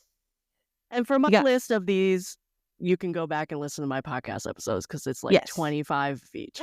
Any drama watching goals for the year, Jess? Oh, just watch a little more. I feel like Oh. every year it's kind of dwindled because I get Same. real freaking choosy. Same. I get choosy every year, but maybe watch a few more this year. Okay. Last question of this section. What genre or country would you want to explore more in the year? J-dramas. J-dramas, but also dramas from the Philippines. I watched Ah. 2 a while back and I actually really enjoyed. They're kind of like geared towards, I don't know, at least the 2 that I watched were like mindless fun watching. So I think I would be interested in checking out a bit more. But J-dramas above that because I feel like I'm always sleeping on J-dramas. I just have a long list of J-dramas that like have been on my list forever. And I just like I just I need to start look. cracking that list, you know? Look, the problem for me is I barely have time to like leave C-drama land to go to K-dramas, let alone everything else. So that's my problem because, you know, Tea and Soju is primarily focused for C-dramas. So that's what I tend to enjoy most of anyways. And especially like in 2025, it feels like it's going to be a year geared towards historical and xianxia. And I'm like, that you're speaking to like everything that I like. So we might be hard done for time, but J-dramas for sure as well. Right. Yeah. Okay, moving on. Advice for people getting into dramas. Be very choosy. Just like for people who've never watched Asian dramas or Like, just like they may have watched their first drama and now what do they do? Or like they heard about it on social media and want to check some out. Like very, very beginner drama watchers. Oh. I would say go from MDL is a good place to start in terms of like recommendations, but I would be very careful with who you choose to follow, like content wise, because there's people that are crazy and do some weird recommendations, but also advice. I would say if you like a specific genre, try to stick to that genre for a little bit so you can sort of ease yourself into Asian dramas, whether that be C dramas, K dramas, J dramas, whatever. If you like romance, watch a couple of romances and then maybe try and follow an actor. Like you really liked that actor, maybe go and check out something else that actor has been. So you have connecting links between stuff that you watch rather than kind of like being adrift in a way, if that makes sense. I like that advice. Yeah. Well, I think this comes from a fact that somebody on TikTok suggested somebody else watch Nirvana in Fire for a beginner. There we go. No. Exactly. So that's what I mean. Be very careful with what you choose to like, look it up on my drama list. See if something appeals to you. Stick to like your genre for a little bit before you branch out and then maybe follow some actors that you already enjoy. So that always tends to be like my base advice for people who want to, do Asian dramas in general. I would agree. I would agree completely. The way that I got into it was I kind of relied heavily on the Netflix algorithm. And then I started going on forums where people would have lists of like the top 100 K-dramas and a small synopsis about them. And that's not really how people discover K-dramas anymore. You want to see an edit of it and get hooked that way or get spoiled in some way. I was never getting spoiled on dramas before I started watching them. And I would suggest to take that route, whatever route that is. Please try not to get spoiled on a drama before you watch it. If you watch the kiss scene before you actually watch the kiss scene in context, I feel like that's defeating the purpose of actually watching the drama. You know what I'm saying? Anyways, I definitely feel like you can go the genre route and start there. I also feel like it's a lot of trial by fire. If you watch everything romance, you're going to start to see some romances are better than others. Yeah. And that's where you... also going off of that too, if you try something new and you don't like it, don't write off an entire genre or country or whatever just on that one drama you watch, because I think you're missing out on some really great stories. And that kind of goes off of the advice I had too, is like branch out. Like if you're just watching romance K-dramas, you're missing out on a lot of romance C dramas, romance J dramas, or crime, whatever, or slice of life. Like branch out, try other stuff. Don't just stay in one lane, because that's the beauty of dramas in general. You have a lot of choices. Okay. Advice for people who are in a drama slump. I was in a few of those last year. I would say swim to another country. Like try a different... Just try something different. Or genre too. Completely different genres as well work. And also, don't force yourself to watch it just because. I feel like sometimes people do that and that's not going to work in your favor, I don't think. So try other genres, other countries, and if you need time off to go and do something else, go do something else and then come back. Dramas are still going to be there. So yeah. Oh, because I'm the movie girl, watch a freaking movie for once. This is always really good to supplement your K-dramas with, because so many of these actors have done movies as well. And sometimes I like these actors or actresses better in their movie work than I do in some of their K-dramas. And that's because of the different projects. They're doing something different. They're presenting a different set of skills sometimes than what they do in K-dramas, which may be a little more rigid or, basic than what they do in movies. Korean movies, Chinese movies, they are a whole different ball game than the dramas. I have to just say that up front. Yes. Please don't go into Korean movies, Asian movies, thinking that they're going to be this nice, chill slice of life, romantic, hand-holding is the thing. No. Think of it as much more intense. All bets are off. You're going to have the cinematography is going to be off the chain. The dialogue is going to be a little more punchy. It's You'll a have whole sex different thing. scenes. You'll have sex scenes. You'll I'm have telling gruesome murders. gruesome murder. I love watching Korean cinema and then going back to K-dramas. It is like night and day. So I encourage people to watch your favorite K-drama actors in a movie. You're going to be surprised. Okay, next question. Advice for people who are considering starting a podcast or any type of content creating on Asian dramas. I would say just try it out. There's not a lot for you to lose. So, if you liked something, talk about it, share it with people, and the good ones will find you, so to speak. So I think it's just getting over that fear of actually starting something. And also, you're not going to know everything at the beginning. Just try it out. You learn as you go. Like most of us did, you learn as you go. So yeah, that would be my advice. My advice would be, if you're in it for the money, sorry, there's no money. Yeah, and number two, none at all, guys. Facts. And number two, if you come into this thinking, oh, I'll just do a little something here and a little something there, this isn't quite the same as doing a blog. I feel podcasting, especially, and even creating a TikTok page or a YouTube page, especially, you need to have a schedule. You need to have a schedule. You need to know, fans and listeners need to know when they can expect content from you. Yeah, very much so. Period. So you need a schedule in terms of your own life too, especially when you're learning how to do this and don't have a process and don't have anything like finessed. It will take you like double, triple the time than if you have practiced this and done it. Be ready for, if it's an hour-long episode of editing, it's going to at least take you 2 hours, if not longer, especially until you like learn how to edit and learn best practices and what works for you. So you do need a schedule on that, or you're literally not going to like do anything else in your life if you are serious about this. Yeah. So don't underestimate the power of having pre-recorded episodes.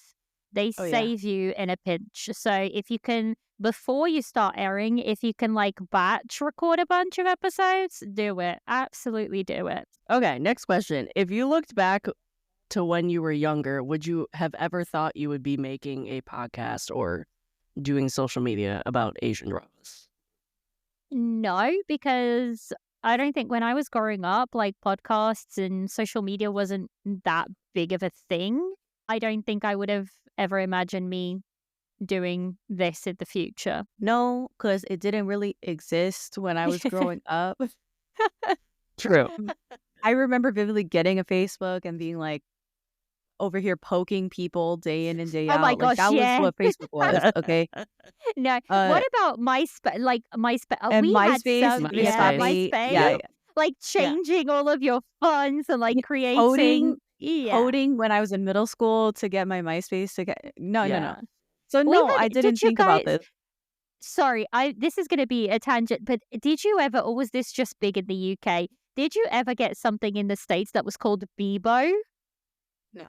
My God, then it must have been a UK thing. I think Bebo was way bigger than MySpace in the UK when I was growing up, and like everybody had Bebo. Like it was just and it was kind of like MySpace as well, I think, or MySpace adjacent. But yeah, so that was just a random thing.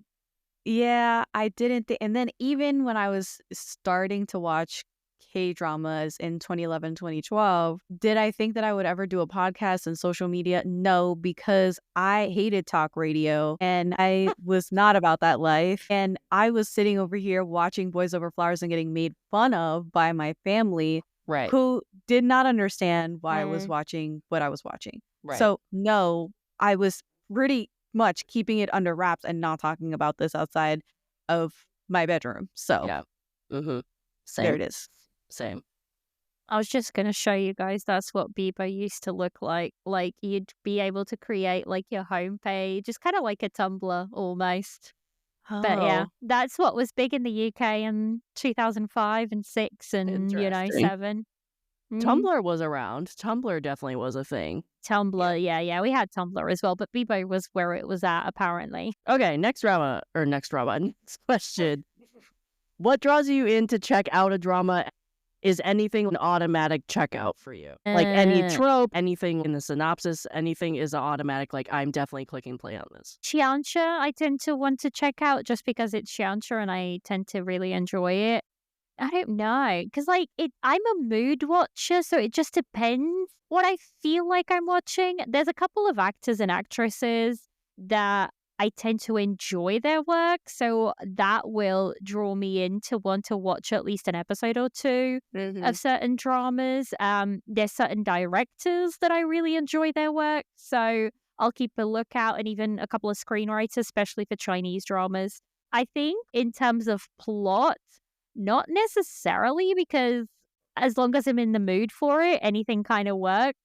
But yeah, more like I think a couple of actors and actresses and directors and screenwriters mostly, I think. Definitely, I'm a mood watcher as well. If you leave me to my devices and I don't got a schedule, like if I'm doing the podcast, then I'm all over the place. I am all over the place. It doesn't matter what it is. I will always skip a medical drama. I will always skip a legal drama. If it's an office romance, I will side-eye it. I will question it. I will kick and scream. Maybe I'll press play on it because I don't like office dramas. I also am really skeptical about like boss and employee romances or things having to do with power imbalances. I don't care if one person is richer than the other person. I just care if there's some sort of power imbalance that is icky. That also gives me pause, and I might not press play on it because of that. But as far as like something that is definitely going to make me press play, I've lost all of that over time. Yeah. Okay. What trope is your favorite, and what ones do you not like? I will always be a sucker for a marriage of convenience or, forced cohabitation, those sorts of things. I will always be a sucker for those type of tropes. As in, what do I hate? I think one of the things that I really hate, and it's not necessarily a trope, but it's like when they pull out the amnesia card. It's like an instant almost turn off for me. I love that. But to me, see, I feel like when it's used a lot of the time, it's like lazy writing because it's like right at the end of a show and it's to break them up or whatever. To me, it's just one of those tropes that I'm like, I really couldn't care less. I think that's probably one of the ones that I really don't dislike. And it's not that I won't watch a show if it has that in. It's just like, I'll side-eye it and be like, really? But yeah. I love contract marriage. I love cohabitation. I mean, you can do it wrong and I'll be like, well, damn, they messed it up. But for the most part, it excites me. Tropes that I hate, amnesia's kind of fun. It feels like home, but it's used a lot in like older dramas. So exactly. It's like it's not used as much anymore. Then when it actually is used again, when you see it now, you're like, oh, amnesia. Yeah. But yeah, there's definitely some crutches that they used to use, trope crutches that we don't see as often anymore, that now it's enough time has passed where you're like, oh, an old favorite, an old hated favorite or whatever. Love to hate it. But I think I don't tend to like shared trauma. For some reason, shared trauma is, I don't know about that.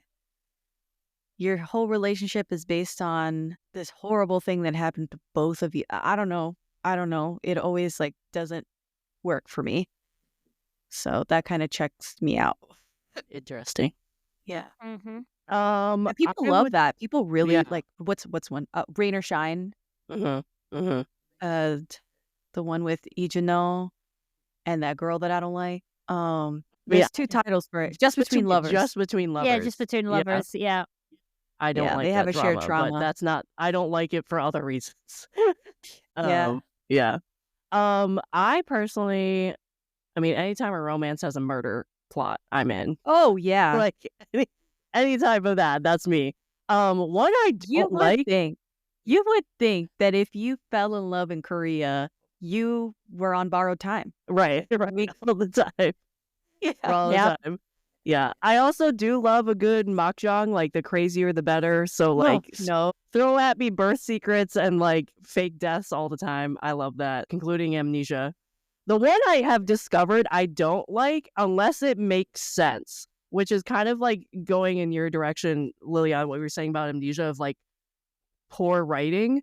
And I think it's just used a ton is we knew each other as children. If it's introduced early on and that's part of the story and it's, I don't really care if it's like second chance love. It makes sense in those, right? But if they kind of just like throw it in there that they like knew each other, Yeah. I don't I don't like that particularly either. like that. Like it, Same. like, and so I don't particularly like that. I'm also not a huge fan of friends to lovers. A lot of that trope, the we knew each other as children, is a trope within that genre a lot. So I tend to not really like that genre a ton. But again, I'm not really a romance person. So Yeah, I don't like it when they met as children.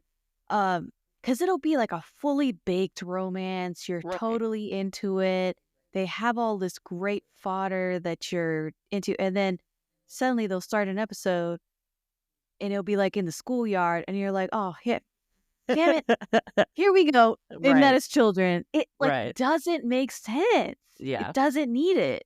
Yeah. You'd think Korea is like a mile long. like everybody Korea's a lives on small top. I mean, island. I do realize a lot, they do live on top of each other. It is a very small country and Seoul is like very small. But like you would think just with the amount of stories where people knew each other as kids that they were all like living in the same apartment building or something.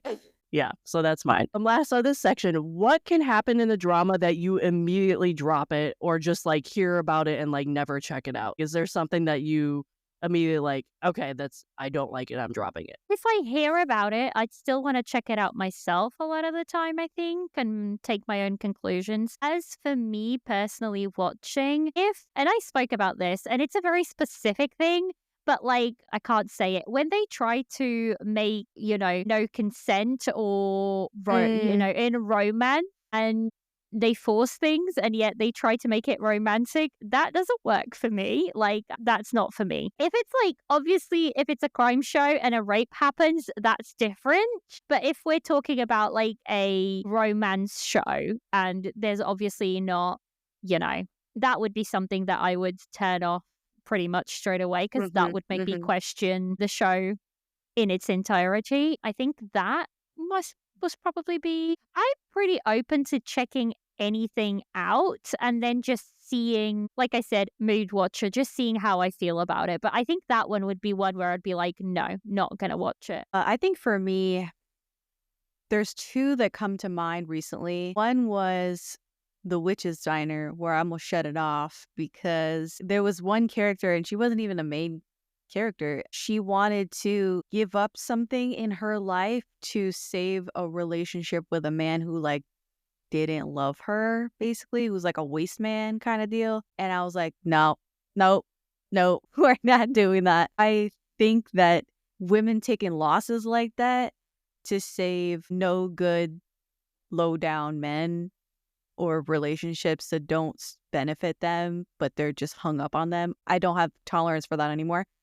And then the other one that happened recently was when the phone rings. I got up to a certain episode, and I know you guys have watched this show. I got up to a certain episode, and I knew it was mahjong. I knew I was suspending my disbelief a lot, and I was just coasting through. But then something happened, and I was like, nope, I think I might have to check out because I thought it was kind of insulting to my intelligence.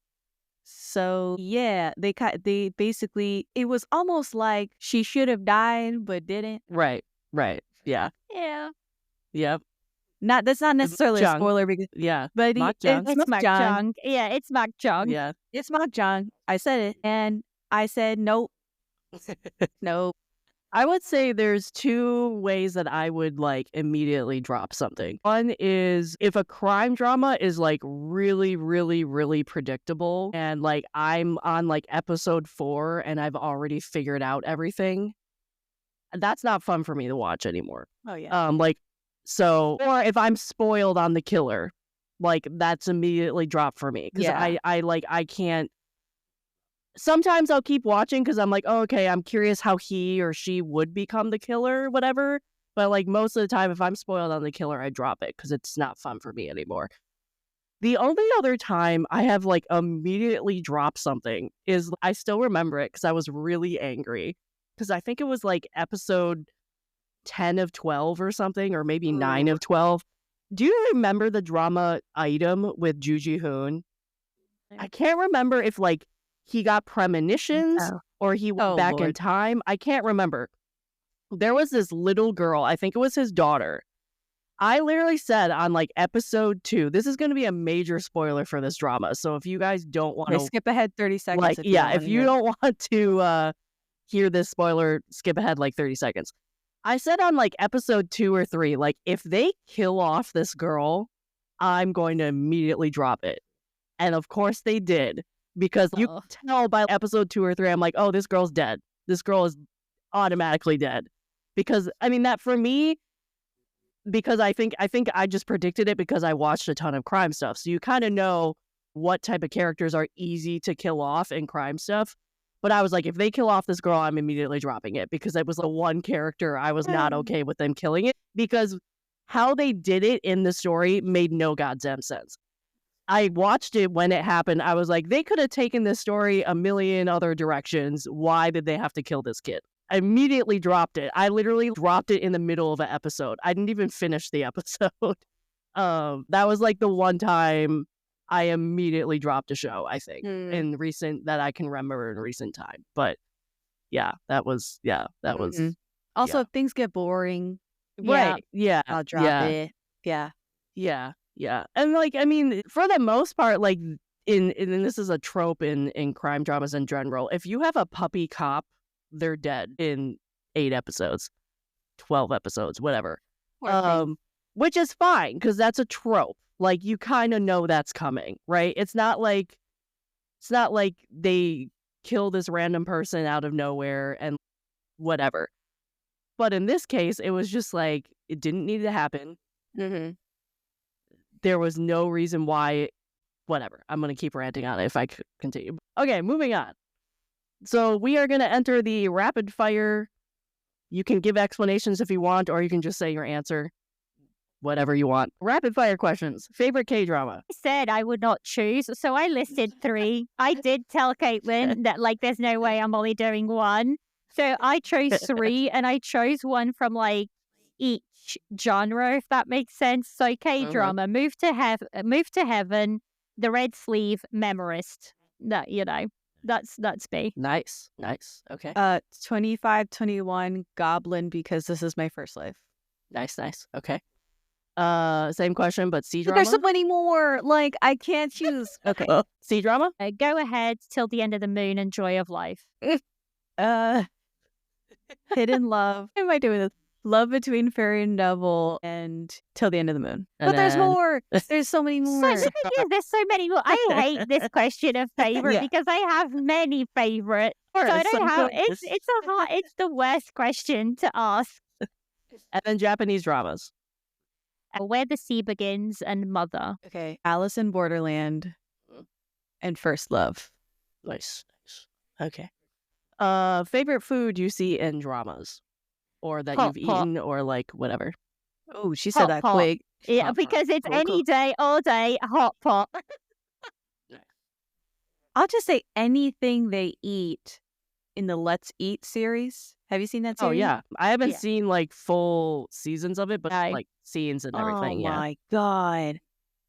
I've never seen food porn as good as the I mean, when you have a drama have. named Let's Eat, it better be about food. It's just, they have like these gratuitous shots of the food, the gratuitous shots of the actors just plowing through the food. I love that series. Season 3, I didn't like, but seasons 1 and 2, oh my God. And the food is unassailable. Anything in that show. Nice. It's all Korean dishes. Right. Country you would want to visit from dramas? China. Makes sense. China.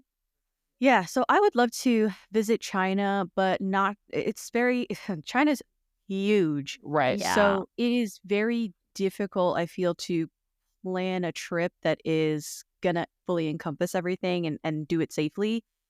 And like I some things are on the interior, some things are on the coast, so it's a little more cumbersome, I think, to do China than it is to maybe do Japan, which is a little more connected. It is like a lot, very long set of islands, but you know, it's well connected. It's got the train system and stuff like that. So I feel like maybe China, Japan. To be honest, Korea is very low on my list of places to visit. Maybe Interesting. Jeju Island. I feel like Jeju Island would be a Mm. good hang.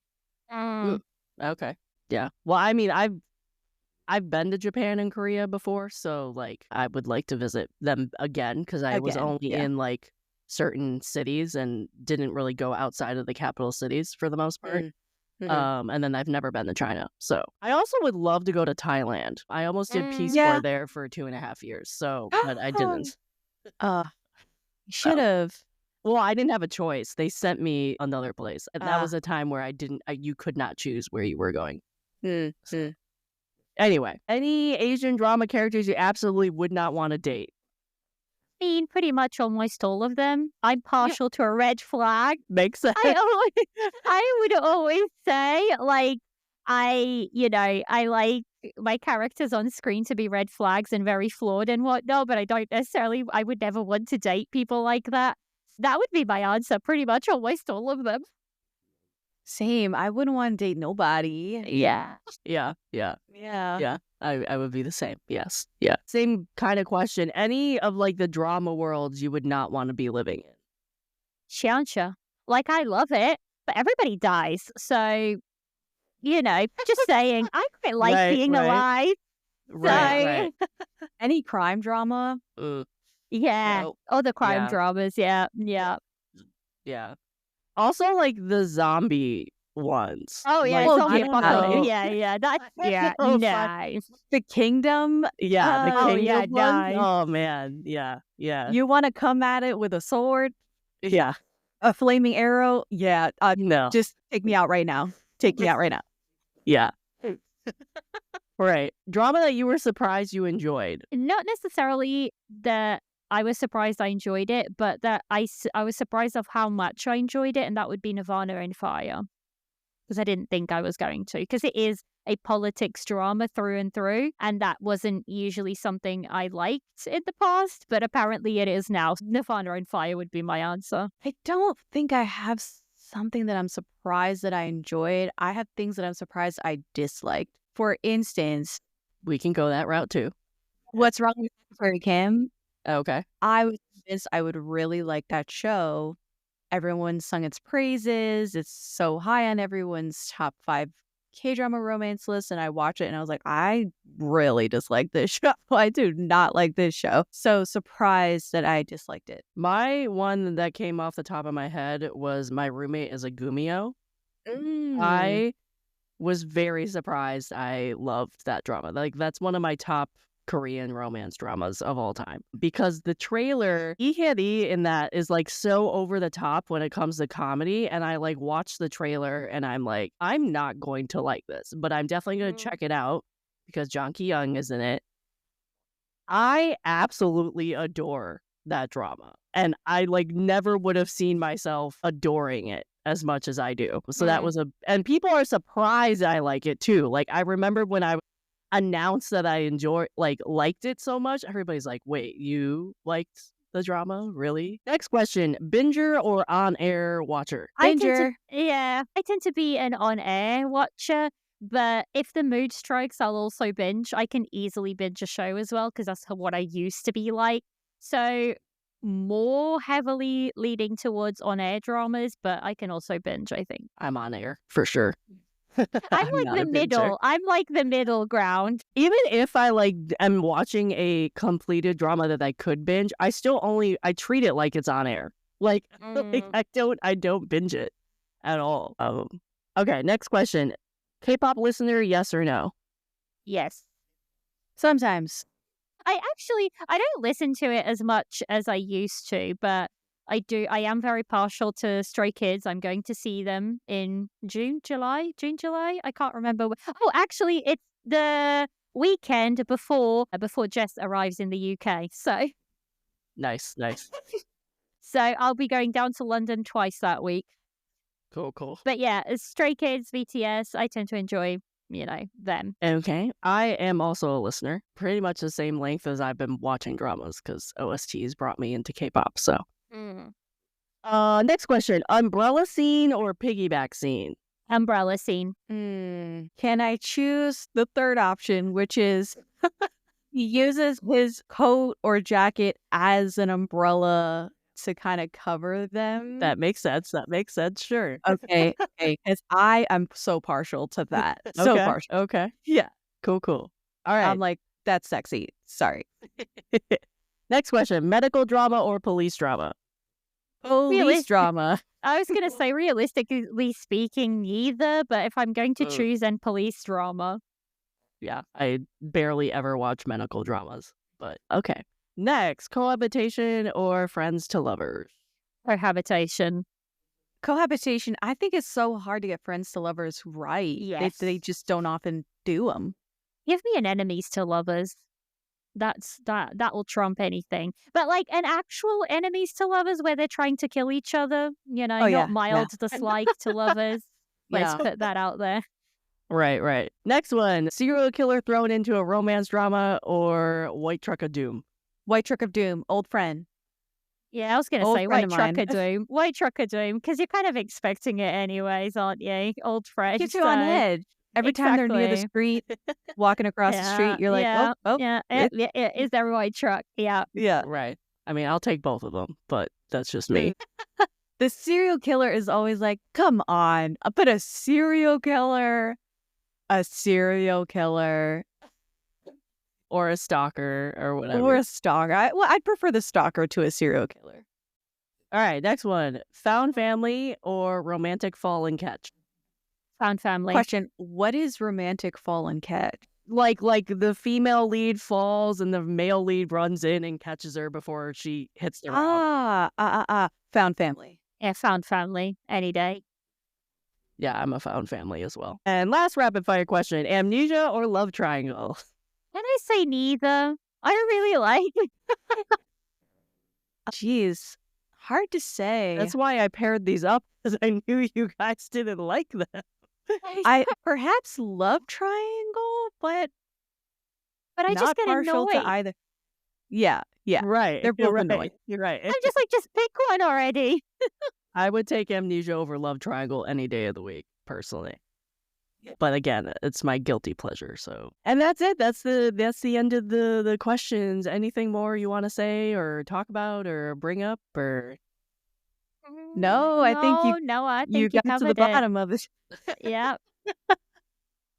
Well, thank you guys for doing this little Q&A, get to know each other. I'm very excited to now have you as hosts on my podcast as well. And look forward to do drama trio stuff. Woohoo. So excited. Yes. But yeah, thank you so much. Thanks for having us, Caitlin. Thank you for having us. Thank you for listening. Thank you for listening, guys. Yeah. So, bye. All right. Bye. If you want to continue the conversations about dramas that were started in this episode, you can find me on Instagram, TikTok, and Blue Sky under the username NoSleep4Dramas. That is no sleep, the number 4 dramas, just like in the title of the podcast. This podcast is also an expansion of my blog, so you can visit my blog at www.NoSleep4Dramas.com, the number 4 dramas.com, and find multiple years of blog posts already available at your fingertips. All links are in the description of this episode. Finally, please give this podcast a like or a follow wherever you listen to the podcast. Leaving a comment or a review also helps a lot. We love hearing ideas and feedback from all of you. Share the podcast with your friends as well. Thank you for listening.